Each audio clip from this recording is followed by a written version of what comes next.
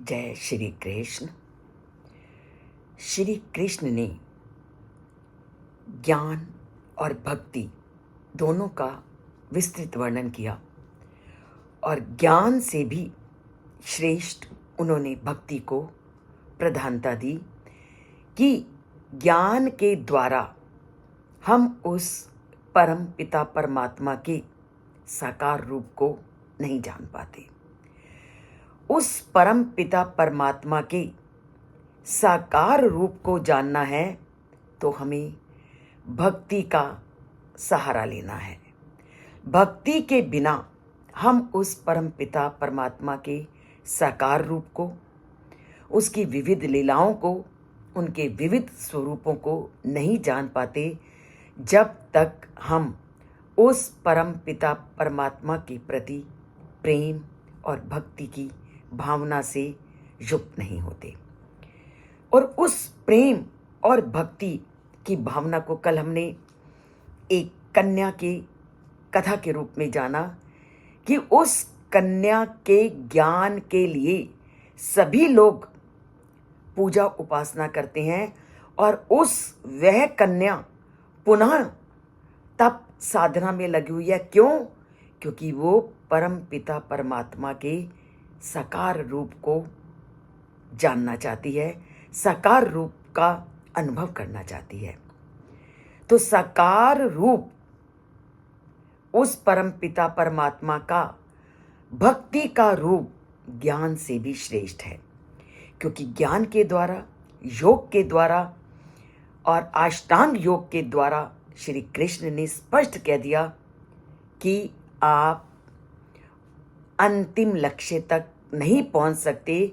ज्ञान, योग और अष्टांग योग वो केवल उस परमात्मा के प्राप्ति का एक साधन है, पर उसके साथ अगर तुमने आत्मीयता का संबंध स्थापित करना है तो तुम्हें भक्ति का मार्ग अपनाना है।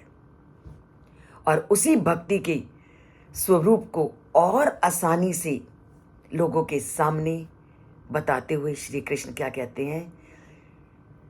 सर्व कर्माणि अपि सदा कुर्वाणो मद व्यापाश्रयः मत प्रसादाद अवापनोति शाश्वतम पदम अव्ययम्।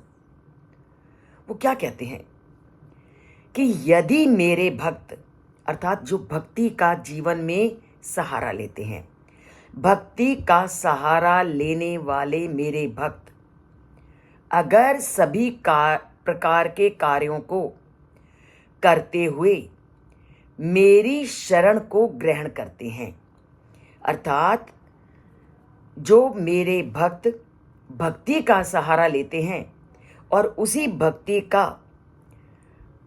को करते हुए अगर वो मेरी शरण में आते हैं, तब वो मत प्रसादात, तब वह मेरी कृपा से मेरा नित्य एवं अविनाशी, शाश्वतम मीन हमेशा रहने वाला, और अव्ययम जिसका कभी नाश नहीं होता, ऐसे पद को प्राप्त करते हैं।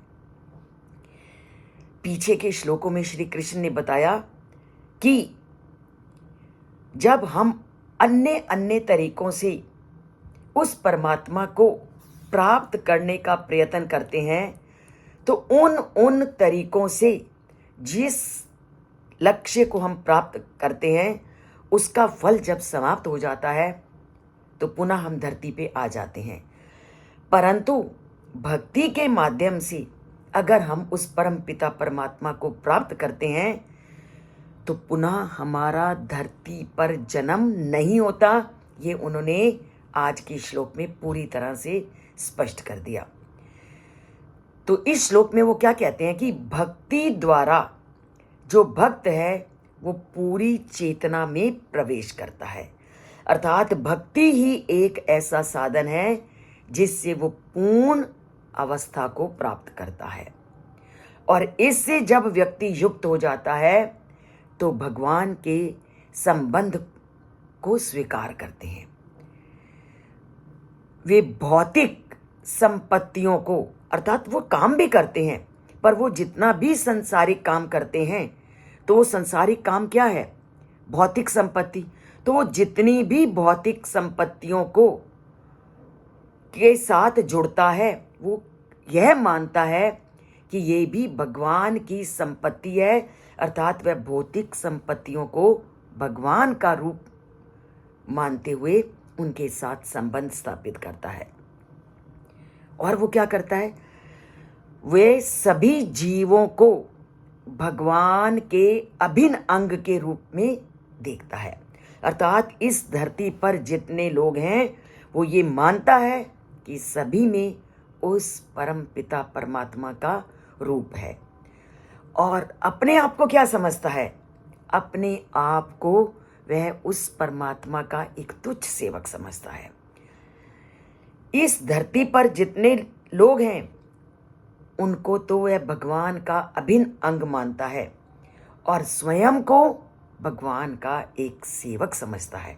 काम करता है, पर भगवान का सेवक समझ करके और भौतिक संपत्तियों को वो के साथ वो अपना संबंध ऐसे स्थापित करता है मानो वो भगवान की संपत्तियां हो, अर्थात उनके साथ डिटैच होकर के चलता है, उनके साथ कोई भी संबंध स्थापित नहीं करता।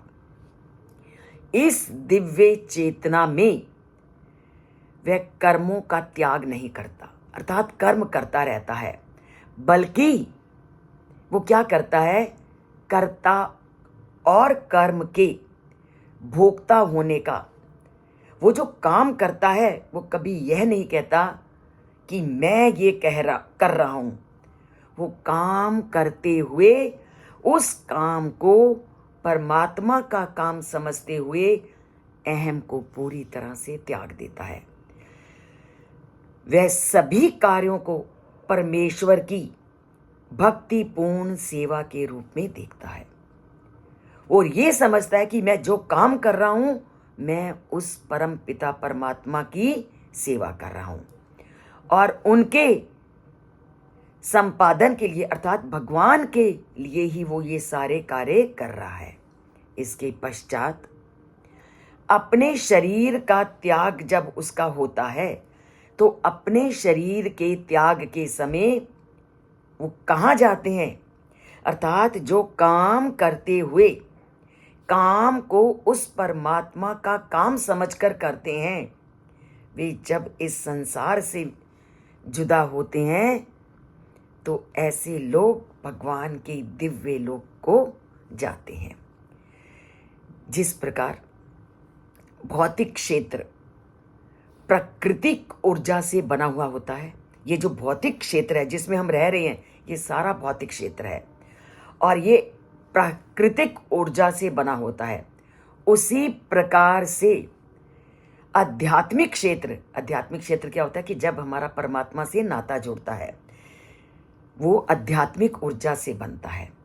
जैसे भौतिक संसार जिसमें हम रम रहे हैं, 24 घंटे इच्छाओं, धन दौलत में लगे हुए हैं, ये क्या है? भौतिक क्षेत्र। और ये जो भौतिक क्षेत्र है, ये बनता है प्राकृतिक ऊर्जा से, पर जो परमात्मा के साथ हमारी लगन लगती है, तो वो जो आध्यात्मिक क्षेत्र कहलाता है, वो बनता है आध्यात्मिक ऊर्जा से। इसलिए सभी प्रकार के माया शक्ति के दोषों से मुक्त होता है। आध्यात्मिक क्षेत्र परमात्मा से नाता जोड़ता है और जब परमात्मा से आपका नाता जुड़ गया, तो जो माया शक्ति तुम्हें अपनी ओर खींचती है, आकर्षित करती है और उससे आप बहुत प्रकार के दोष प्राप्त करते हो, जब आध्यात्मिक ऊर्जा से जुड़ जाओगे तो माया शक्ति तुम्हें खींच नहीं सकेगी और माया शक्ति जब खींच नहीं सकेगी तो अपने आप दोषों से मुक्त हो जाओगे। और माया शक्ति से जैसे ही हम मुक्त होते हैं, तो हमें सत चित और आनंद की प्राप्ति होती है, अर्थात नित्य अविनाशी सब कुछ जानने वाले आनंद से हम परिपूर्ण हो जाते हैं। उसी को कहते हैं सच्चित आनंद स्वरूप। अपने दिव्य क्षेत्र के लिए भगवान श्री कृष्ण ने 15वें अध्याय के छठे श्लोक में भी कहा था, ना तत्र सूर्यो भाति ना चंद्रमा ना अग्नि, ये मेरे दिव्य लोक को प्रकाशित नहीं कर सकते। मेरा दिव्य लोक तो इन सब से भी ऊपर है।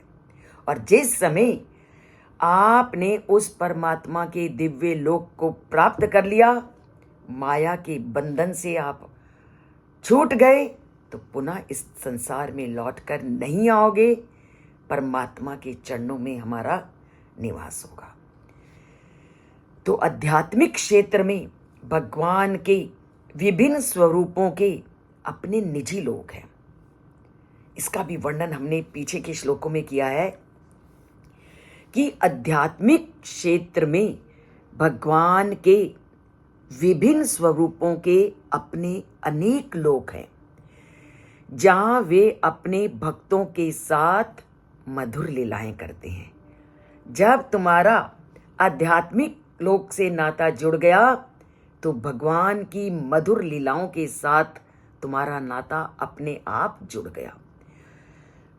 वे लोग जो निस्वार्थ निष्काम प्रेम भाव से सेवा करते हैं, वे अपने आराध्य भगवान के स्वरूप वाले लोक में जाते हैं। और भगवान के वे लोक कौन कौन से हैं? गोलोक है, वैकुंठ लोक है, साकेत लोक है, और क्या है? शिवलोक है। अब आपने भगवान के जिस भी रूप को माना या जिसका भी आपने अर्चना की, भक्ति की, आप उसी लोक में जाओगे, क्योंकि उस परमात्मा के बहुत से लोक हैं।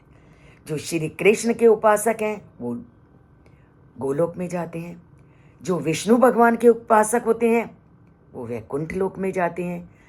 सबका मूल एक ही है। और जो श्री राम के भक्त हैं वो साकेत लोक में जाते हैं, जो भगवान शिव की आराधना करते हैं वो शिव लोक में जाते हैं, और माता दुर्गा के भक्त देवी लोक में जाते हैं। और ये सारे लोक वह लोक हैं, जब इन लोगों को तुमने प्राप्त कर लिया तो पुनः तुम इस संसार में जन्म नहीं लेते। तुम उन लोकों में उन देवताओं के संसर्ग में रहते हो और उन देवताओं के साथ उनका एक अंग बन जाते हो। वे भक्त जो भगवान को प्राप्त कर उनके दिव्य लोक में चले गए और ऐसी दिव्य लीलाओं में वो भाग लेते हैं जो पूरी तरह से आध्यात्मिक ऊर्जा से भरी होती हैं।